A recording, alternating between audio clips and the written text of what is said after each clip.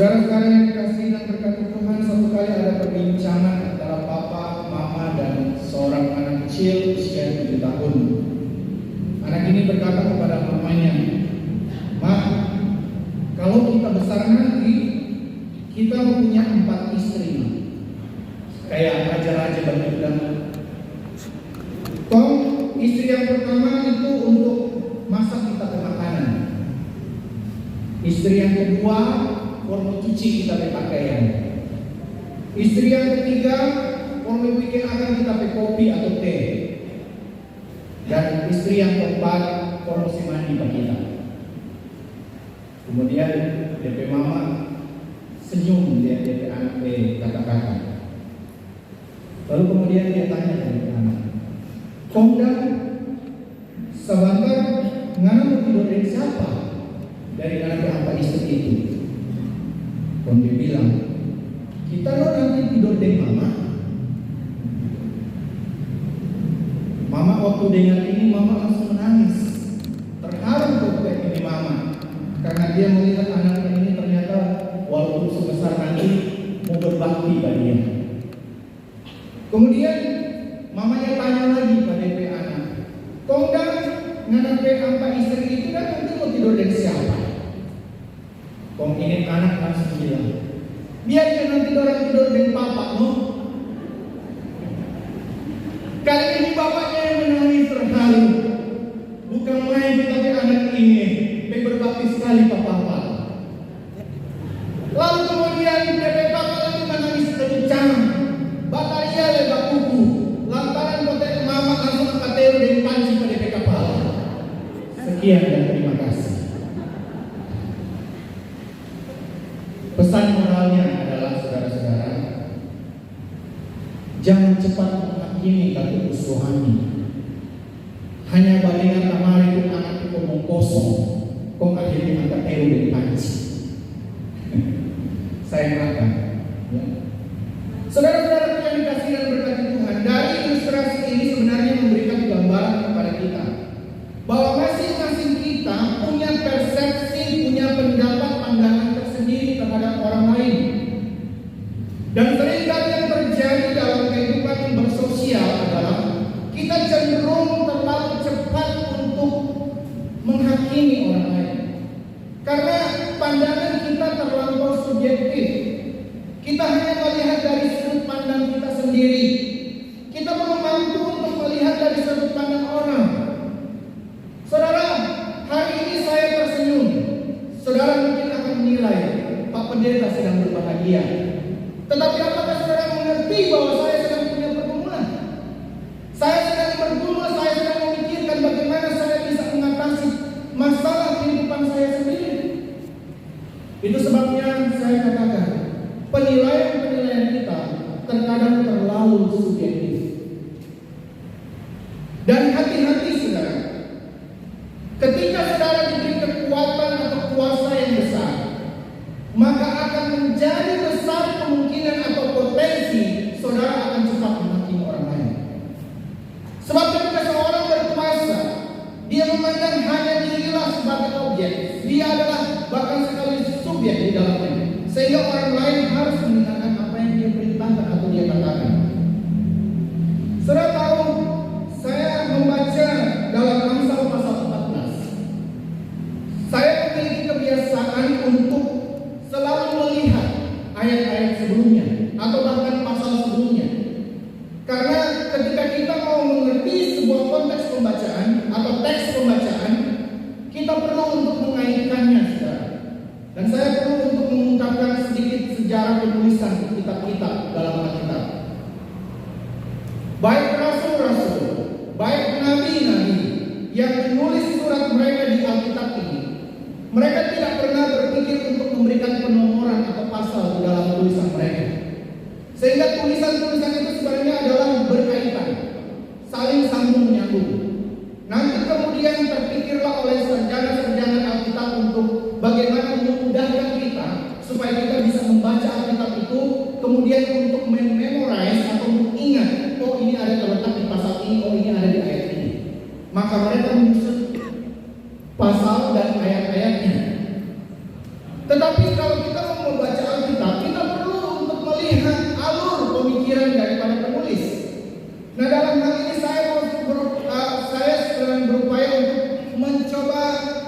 merekonstruksi pola pemikiran Paulus. Kenapa dia harus mengangkat pasal 14 ini berbicara tentang penghakiman?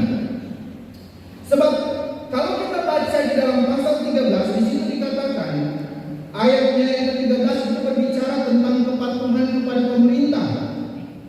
Nah, saudara, sebenarnya ini adalah kritik Paulus terhadap pemerintah atau orang-orang yang berkuasa.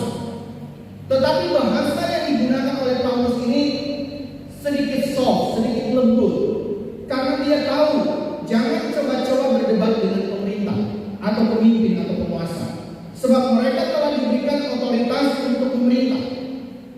Kalau sebagai rakyat kecil atau orang awam, saudara jangan sampai saudara berdebat dengan pemerintah. Karena sudah pasti saudara kalah. Ya. Nah, saya mau katakan di sini Paulus dengan gaya bahasanya yang sopan, dia berkata begini dalam ayatnya yang keempat dalam pasal 13. Karena pemerintah adalah hamba Allah untuk kebaikanmu. Tetapi jika engkau berbuat jahat, takutlah akan dia, karena tidak percuma pemerintah menyadangkan kendang. Pemerintah adalah hamba Allah untuk membalaskan murka Allah atas mereka yang berbuat jahat. Sebab itu perlu kita menaklukkan diri, bukan saja oleh karena kemurkaan Allah, tetapi juga oleh karena suara hati kita. Saudara, yang dimaksudkan oleh Paulus di sini, Paulus mengatakan kalau engkau adalah pemerintah, maka jalankan pemerintahanmu itu dengan adil dan benar, tanpa harus meninggikan subjektivitasmu. Kalau engkau sebagai seorang pemimpin, engkau harus mampu untuk menuntut orang dengan pemikiran hikmat dan kebijaksanaan. Karena bisa jadi engkau akan diteror, engkau akan didemo, engkau akan terus-menerus mendapatkan kritikan-kritikan. Sebenarnya ini bahasa Paulus kepada pemerintah, halus sekali. Dia tidak langsung memberikannya kepada pemerintah, tetapi dia mau mengingatkan orang awam supaya mari kita sebagai jemaat kita bantu pemerintah dalam melakukan tugas-tugasnya. Kita bantu pemimpin-pemimpin kita dalam menjalankan program-program atau apapun yang telah mereka susun untuk kemajuan bersama kita. Nah, saudara yang dikasih dan berkati Tuhan, itu sebabnya ketika saudara memiliki kuasa dalam diri saudara, hati-hati jangan sampai saudara terlalu overacting dengan kuasa saudara. Ada satu cerita di dalam Alkitab, ya, di dalam Injil Lukas pasalnya yang ke-9. Injil Lukas pasalnya yang ke-9 ini cerita tentang Yesus yang hendak menjelang akhir dia akan disalibkan. Dia akan mengadakan perjalanan ke Yerusalem, tetapi dia harus melewati kota Samaria. Dan di situ dia pergi ke situ dalam Lukas pasal 9 ayatnya yang ke-51. Nah, di situ dia menyuruh orang untuk cari tanpa di sana untuk mempersiapkan segala sesuatu untuk Yesus lewat di sana. Namun ayat 53 dalam Lukas pasal 9 bilang begini, tetapi orang-orang Samaria itu tidak mau menerima Yesus karena perjalanannya untuk menuju ke Yerusalem. Ketika dua muridnya yaitu Yakobus dan Yohanes melihat hal itu, mereka berkata, Tuhan, apakah engkau mau supaya kami menyuruh api turun dari langit untuk membinasakan mereka? Akan tetapi Yesus berpaling dan menegur mereka, lalu mereka pergi ke desa yang lain. Sebagai murid-murid Yesus, Yakobus dan Yohanes mengerti bahwa mereka juga punya kuasa. Mereka meminta api turun dari langit sama seperti Elia pernah melakukannya kepada Raja Ahazia ketika dia mengutus perwira tentaranya dan 50 orang pasukan. Mereka berjumpa dengan Elia di atas sebuah bukit. Kemudian dengan arogannya, dengan sombongnya, ini perwira ini berkata kepada hamba Allah ini, hai hamba Allah, titah raja turun. Kemudian Elia cuma bilang begini, kalau memang kita adalah abdi Allah, biarlah api turun dari langit untuk menghanguskan kami semua. Dan itulah yang terjadi. Lalu kemudian percobaan kedua, Ahazia mengutus perwira yang lain dengan 50 pasukannya. Orang ini pun melakukan hal yang sama. Dengan arogannya dia berkata, hai abdi Allah, raja berkenan, segeralah turun. Lalu dikatakan, kalau memang kita hamba Allah, biar api turun dari langit menghanguskan kami semua. Dan itu pun terjadi. Tapi pada abdi Allah yang pada perwira yang ketiga, Raja Ahazia mengurus mereka kembali. Kemudian dia sadar bahwa dua temannya itu telah mati sia-sia karena kesombongan mereka, dan mereka mendapatkan hukuman yang setimpal dengan kesombongan mereka. Maka dia berlutut di hadapan Elia dan dia bilang, tolong ampuni kita penyawa. Kita kok kasihan cuma orang yang suruh, kita pemimpin ada suruh kita. Dan akhirnya Elia itu turun bersama-sama dengan dia.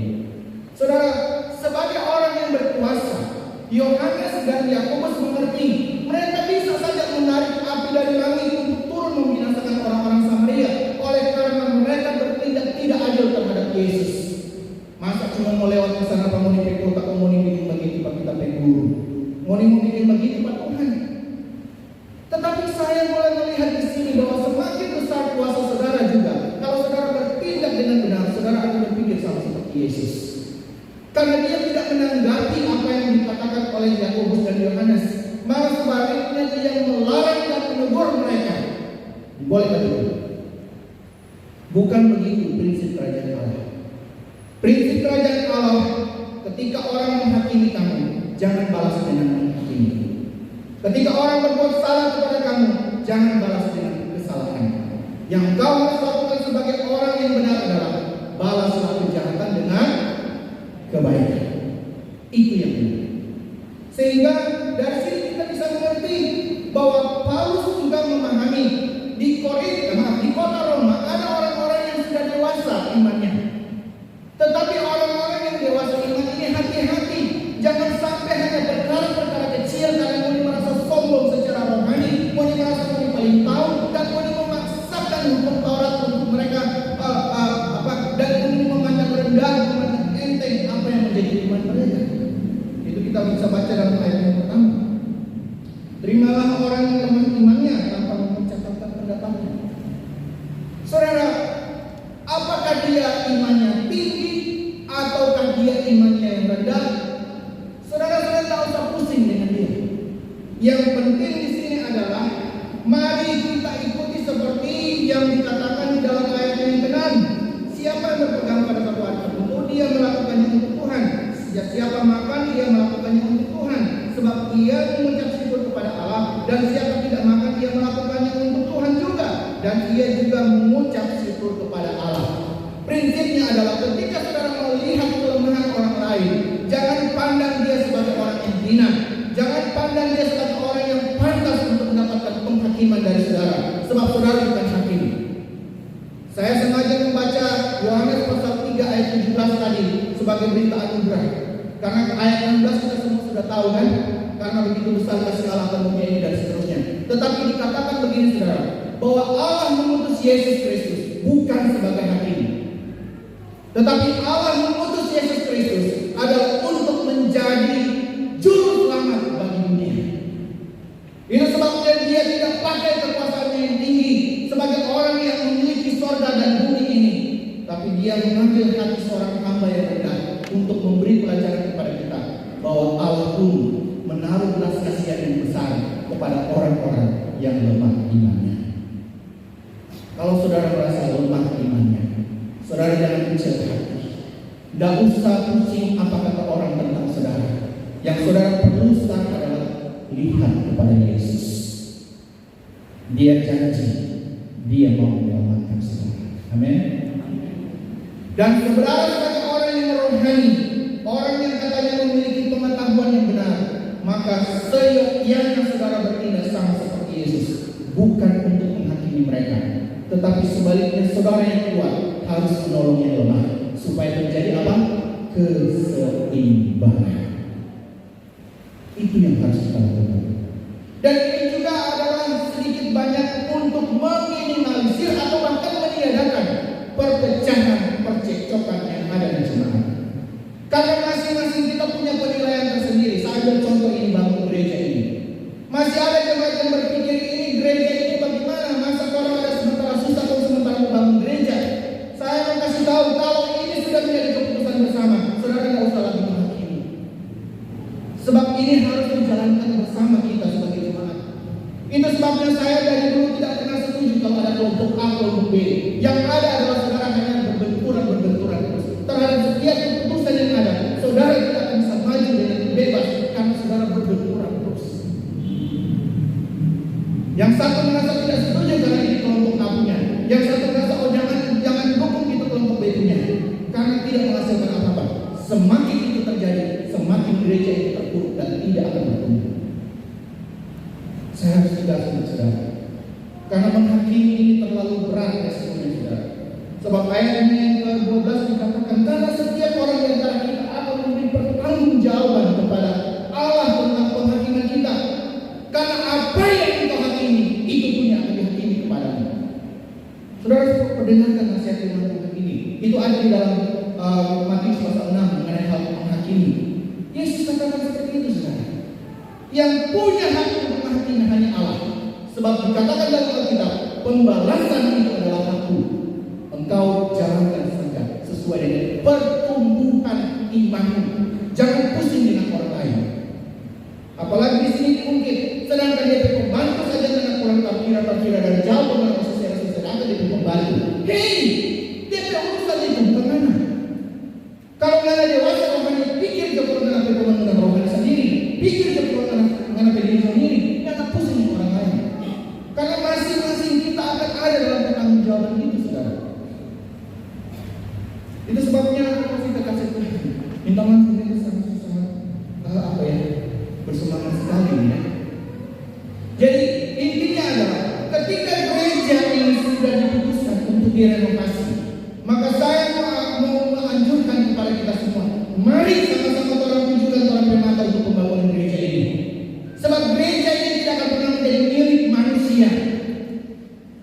Gereja bukan milik manusia atau kelompok. Gereja adalah milik Kristus. Kristus adalah kepala. Saya dan saudara-saudara hanya anggota tubuh. Itu sebabnya jangan ada seorang pun meninggikan diri. Tangan berkata aku lebih hebat daripada kaki. Kaki berkata aku lebih berkuasa daripada mata atau telinga. Saudara, kalau ini terjadi, saudara akan melihat perpecahan yang sangat mudah terjadi.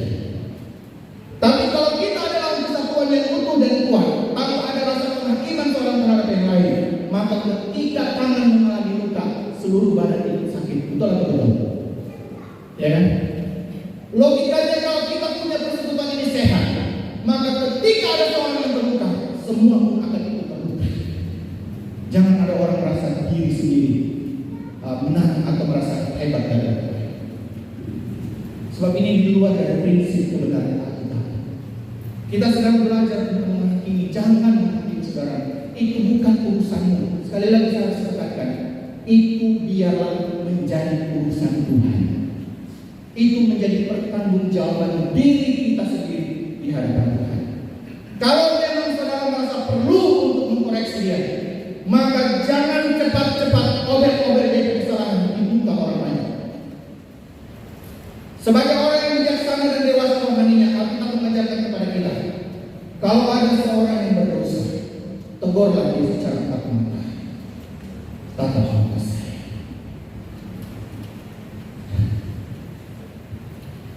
Kalau kita dewasa rohani, kita akan panggil dia berbicara empat mata dengan dia.